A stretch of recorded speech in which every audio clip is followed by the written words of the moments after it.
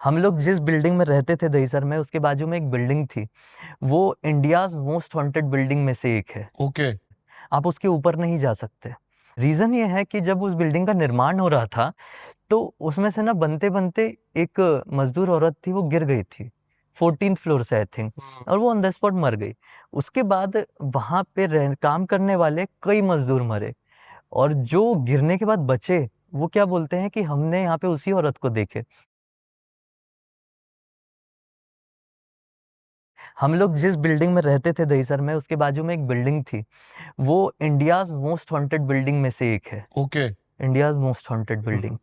वो मैटर ऐसा है कि कितनी 25 फ्लोर की बिल्डिंग होगी ना वो, हाँ, अच्छी 20-25 फ्लोर खासी की हाइट बिल्डिंग। की है। लेकिन वो बिल्डिंग अबंडेंड है। वो उसका निर्माण हुआ नहीं, उसका ढांचा बना के रख दिया गया है। वो बिल्डिंग आगे नहीं बन रही है, ना ही कभी बनेगी। उसकी पीछे की बड़ी खराब हिस्ट्री रही है, जो कि अब भूतिया बना चुकी है। उस बिल्डिंग का ना, आप भी आज भी चले जाओगे ना, तो 3rd फ्लोर के बाद जो सीढ़ियां हैं उसको ब्लॉक करके रखा गया है, कांटे वांटे लगा के, कांच वांच रख के। कोई है अबेंडेंट? हाँ, अबेंडेंड है। आप उसके ऊपर नहीं जा सकते। क्यों नहीं जा सकते? क्योंकि उसके ऊपर जो भी गया है, बोलते हैं उन्हें, वो तो या तो दिमाग से चले गया, खिसक गया, या तो वहां से कूद वूद गया है वो। और वहां पे कुछ लोग रहते हैं, मजदूर लोग रहते हैं, गरीब लोग नीचे की? रहते हैं। हाँ, नीचे तरफ। लेकिन ग्राउंड पे फर्स्ट वो पे। बिल्डिंग में ना 6 विंग्स हैं, तो ये मैं 6वीं विंग्स की बात कर रहा हूँ, बाकी में रहते हैं। वो 6वीं विंग के 3rd फ्लोर के ऊपर कोई नहीं कोई रहता। नहीं जाता। रीजन ये है कि जब उस बिल्डिंग का निर्माण हो रहा था, जब बिल्कुल बनना शुरू हुई थी, आज से 25 साल पहले, आई थिंक 20-25 साल पहले, तो उसमें से ना बनते बनते एक मजदूर औरत थी, वो गिर गई थी 14th फ्लोर से आई थिंक, और वो ऑन द स्पॉट मर गई।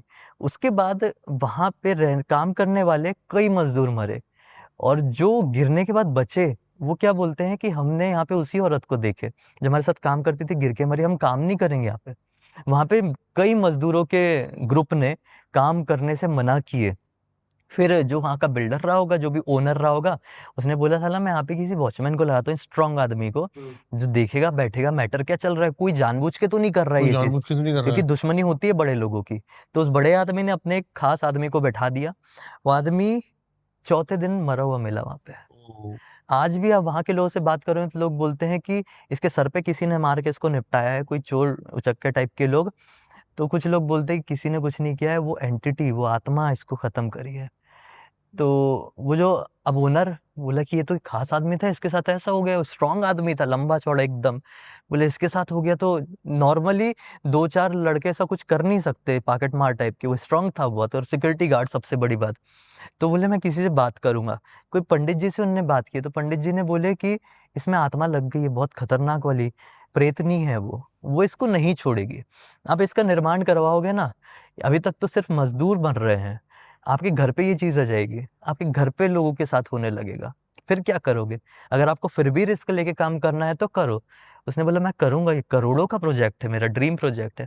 उन्होंने फिर क्यों, उनके घर पे चीज आ गई, उनके घर पे किसी की डेथ हुई। उन्होंने बोले अब नहीं, अब वो बिल्डिंग छोड़ चुके हैं। वो बिल्डिंग आज 25 साल हो चुके हैं, वो अबेंडेंड है, वैसी की वैसी भाई कोई तो ढांचा। रीजन होता है। हमारे दिल्ली में भी पॉश सोसाइटीज हैं, लाजपत नगर जैसी जगह। हाँ, ट्रस्ट नहीं करोगे, 15-15 करोड़ रुपए की कोठी है, अबेंडेंट है वो आज। बताओ। देखा जाए तो हम इंसान से ज्यादा स्ट्रांग तो कुछ हो ही नहीं सकते, कोई भी एनर्जी इसके हो। पीछे सही के बात। लॉजिक है, अपना शरीर, हम इंसान 5 तत्वों से बने हुए हैं। वो 3 तत्वों से बने हुए हैं। हाँ, तो हम ही स्ट्रांग हुए ना, हाँ, ऑब्वियसली। तो सही और बात जो है। डरते हमारे तत्व भी उनके अंदर चले जाते हैं, इसलिए वो हमको हार्म कर पाते हैं। वो हम करते हैं। अपन लोग ना, जैसे अपने जैसे लोग हैं ना, ये अपने हॉरर दुनिया में बहुत घुसे हुए हैं।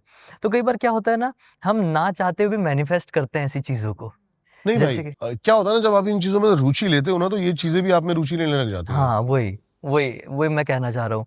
तो जैसे हम अभी यहाँ पे बात कर रहे हैं ना, हो सकता है वो हवाएं हैं, क्या मालूम यहाँ पे आके खड़े होके वो स्टूडियो में भी आके वो चीज सुन रही सुन रही हो। हाँ, नहीं पर मालूम, सच है ये बात। ये चीज होता है। तो हमें भी ये मैं सारी अपने चीजों स्टूडियो को, को भी जो हो रहा है वो थोड़े थोड़े हर हफ्ते हम क्लीन हाँ, करते हैं। वही अपने को बैलेंस करना जरूरी होता है। नहीं तो ये चीज हावी हो गई अपने साथ, तो हो गया, बहुत खेल हो बहुत गया फिर बहुत तो। बहुत सही है। जो इतने सारे लोग मेरे से ही पूछते हैं, आपसे ही पूछते होंगे कि भाई आपको डर नहीं लगता क्या? तो यही बोलूंगा, डर क्या लगना भाई, क्योंकि हमारी प्रैक्टिस हो चुकी है और हमको मालूम है कि बैलेंस कैसे करना है। सही बात है। अब तो डर हाँ, नहीं लगता है। अब नहीं लगता।